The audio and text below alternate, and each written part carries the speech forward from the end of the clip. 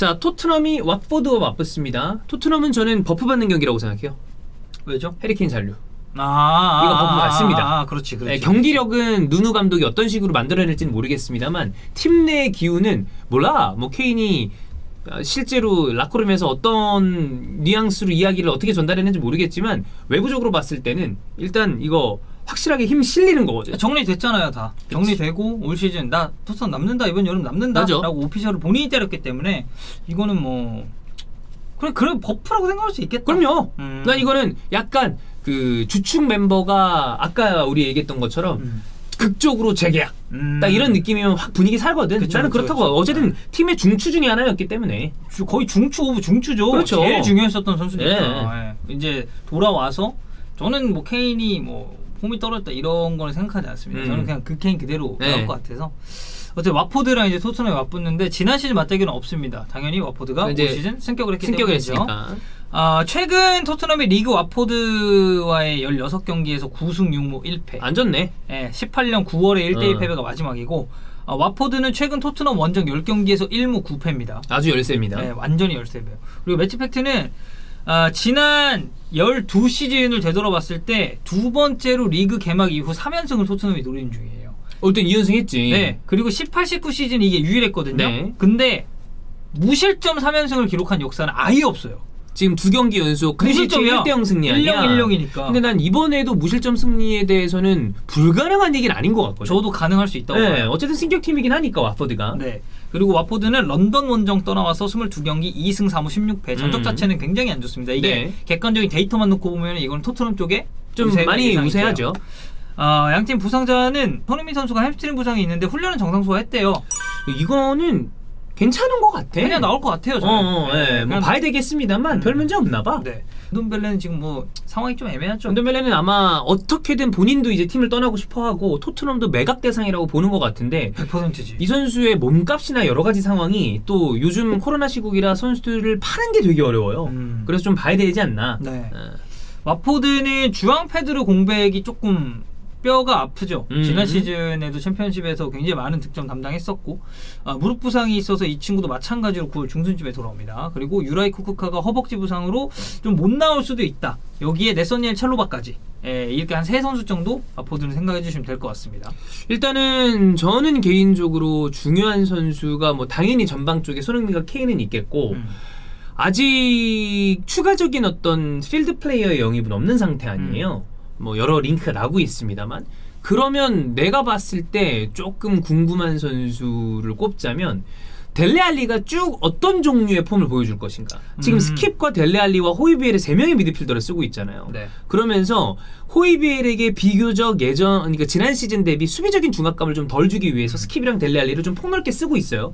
좀 여러 그쵸. 백포를 보호해주는 것도 스킵이 같이 좀 분담을 해주고 앞쪽에서 연결고리와 여러 가지 활동량을 보여주는 것도 델레알리인데 일단 첫 번째 경기에선 그걸 잘했어요. 근데 두 번째 경기 울버햄튼한테 두드려 맞았단 말이야. 두드려 맞았지. 근데 이제 그 중간에 어딘가에 경기가 나올 거라고 보이는데 얼마나 좋은 역할을 해줄 것인가. 그리고 여기에 플러스로 첫 번째 경기에서는 역시 좋았으나 두 번째 경기에는 애매한 감이 있었던 다빈손 산체스. 네. 이 어떤 허리 밑에 라인에서의 그 안정감이 어느 정도로 와포드를 상대로 또 나올 것인가. 저는 그런 맥락에서 이건 키플레이어 아니고 네. 그런 맥락에서 저는 궁금한 건 로셀소예요.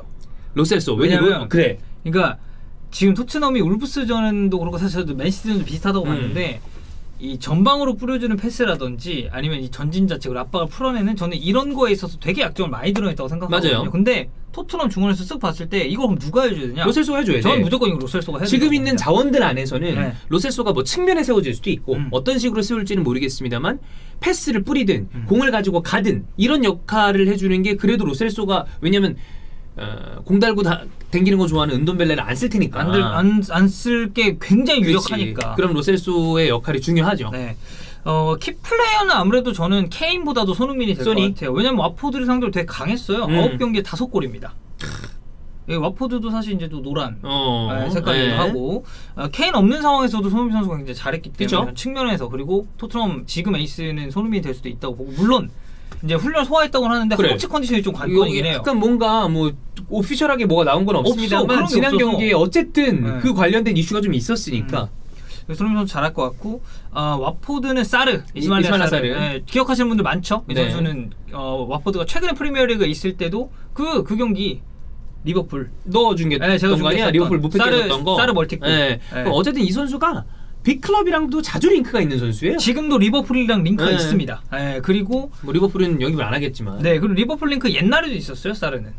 아스날이랑도 가끔 있어. 그러니까 되게 괜찮은 윙어예요. 내가 제가 봤을 보기에는 때. 윙을 찾는 그 팀들의 그 영입 후보 명단에 항상 들어가 있는 것 같아. 최상단에 없어서 그렇지. 빠르고 득점력도 어. 있고 하다 보니까 지난 시즌에 왜요? 몇 골 넣었나요? 챔피언십에서 39경기 13골. 뭐 나쁘지 않은 느낌이잖아. 네. 근데 우리가 그 프리미어리그 있을 때 이 선수 보면 말도 안 되는 걸 또 놓쳐요. 맞아. 택도 없는 걸 놓쳐. 근데 리버풀전에서 근데 되게 잘 넣었거든. 아포드한테 아스날 개뚜드려 맞았을 때 그때 슈팅 존나 용하면서 2대2로 비겼을 때 그때도 좀 놓쳐준 게 있어. 그래서 13골 그리고 4개의 도움인데 이게 와포드 팀 내 최다 득점전입니다. 그리고 올 시즌도 개막전에서 골을 넣었어요. 아스톤 빌라전에서 두 번째 골을 넣었고 아마 사르가 이제 우측 윙으로 나올 공산이 매우 커요. 매우 크기 때문에 토트넘 입장에서는 이제 그럼 왼쪽이잖아요. 사르랑 맞닥뜨리는 네. 레길론이에요. 아마 나올 네. 거로 예상되는 선수가. 그래서 저는 이게 레길론이 사르 이런 속도 같은 거를 좀 어떻게 제어할까? 네, 여기도 좀 궁금하고. 이거는 뭐 레길론이라는 선수 때문에 어떤 식으로 쓰냐에 따라서는 근데 뭐 그렇게 안 하겠다. 왜냐하면 어떻게 쓰냐에 따라서 레길론 같은 풀백이 있는 쪽 윙어가 전지를 못하는 경우도 있어요. 그렇지. 왜냐면 세게 올라오니까. 레길론 졸라 압박을 사실 하니까. 로버트슨이랑 아놀드 같은 풀백이 있는 리버풀은 상대방 윙어들이 그쪽 수비하느라 정신을 못 차리는 그렇죠, 경우들이 그렇죠, 있거든. 그렇죠. 윙어들도 수비를 백업을 해야 되는 경우가 있으니까. 근데 누누 감독이 지금까지 2경기에서 보여줬던 우승권 팀 한 팀, 그 다음에 중위권 팀 한 팀을 상대로 똑같이 뭔가 내려앉아서 경기를 하는. 오히려 맨체스터 시티는 통했지만 울버햄튼은 두드려 맞았잖아. 그렇죠. 그래서 이거는 뭐 여러 우리가 플레이어를 얘기했지만 결과적으로는 누누 감독이 어떤 이 해법을 보여줄 것인가.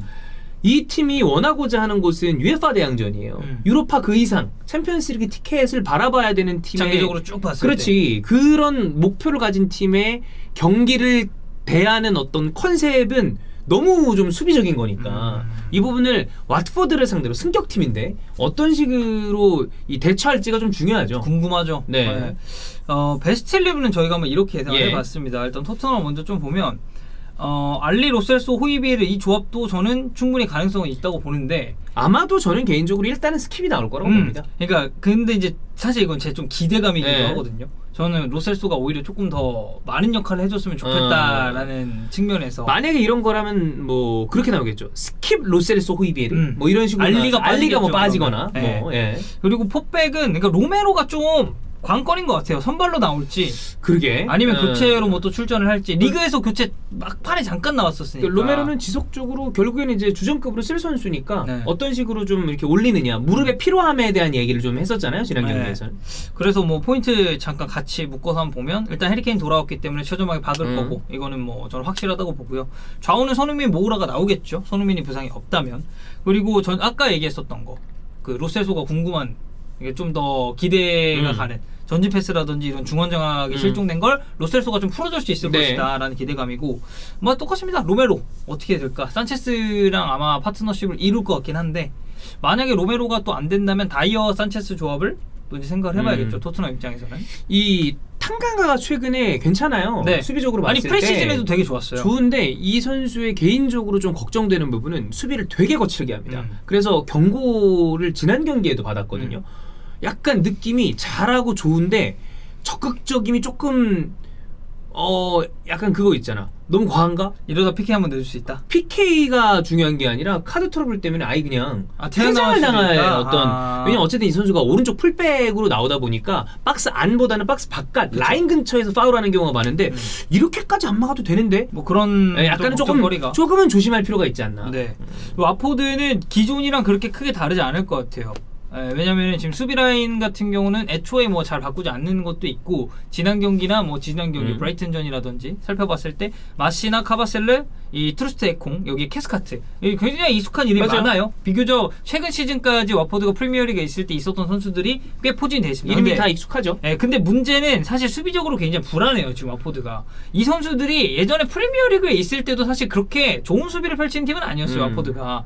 그래서 지금도 보면 공식전 3경기에서 실점 4개 했습니다. 경기당 실점률이 1점이 넘어가요. 그리고 실제로 이 선수들이 경기 안에 들어갔을 때도 그렇게 후방에서 뭔가 안정감을 가지고 플레이를 한다 이런 느낌은 전혀 안 줬기 때문에 와포드의 이런 수비적인 불안감을 저는 토트넘이 충분히 공략하는 그림이 나올 수 있다라고 좀 생각을 하고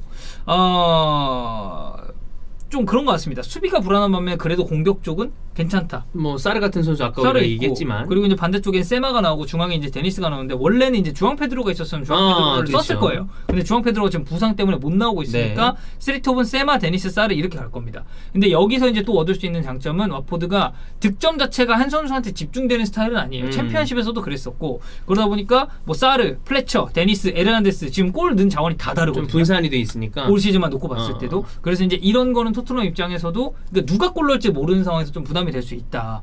그리고 측면 조합 사르랑 세마 지난 시즌 18개의 골 그리고 9개의 도움을 합작을 했습니다. 공격 포인트만 27개를 합작을 좋죠. 했으니까 이 아무래도 와포드도 측면의 감점이 있고 뭐 토트넘도 측면 그리고 뭐 이제 케인이 돌았으니까 중앙도 괜찮긴 하지만 이런 부분 봤을 때 오히려 이 게임 같은 경우는 토트넘이 그러니까 누누도 사실 그렇게 공격적인 플레이를 안 하죠, 많이. 않잖아요.